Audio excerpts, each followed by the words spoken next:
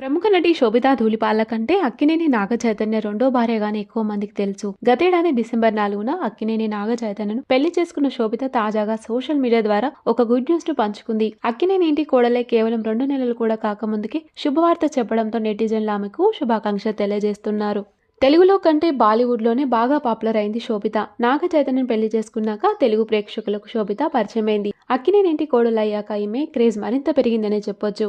నాగచైతన్యను పెళ్లి చేసుకున్నాక పలు యాడ్స్లలో కూడా నటిస్తూ ప్రస్తుతం ఫుల్ బిజీ అయింది శోభిత. ఇక గతేడాది శోభిత నటించిన మంకీ మ్యాన్ మూవీకి తాజాగా బాఫ్టా ఆమోదం పొందడంతో పాటు రాటెన్ టొమాటోస్ బెస్ట్ రివ్యూడ్ మూవీగా కూడా మొదటి స్థానంలో నిలిచినట్లు శోభిత తన సోషల్ మీడియా ద్వారా తన ఆనందాన్ని వెల్లడించింది. యాక్షన్ అండ్ అడ్వెంచర్ మూవీ కేటగిరీలో నిర్మాత దేవ్ పటేల్ అవార్డు కూడా అందుకున్నట్టు తెలియజేసింది శోభిత. నేను కలలు కంటున్నానని కూడా రాసుకొచ్చింది. ఈ పోస్ట్ వైరల్ కావడంతో ప్రస్తుతం నెటిజన్లు శోభితకి కంగ్రాట్స్ తెలియజేస్తున్నారు.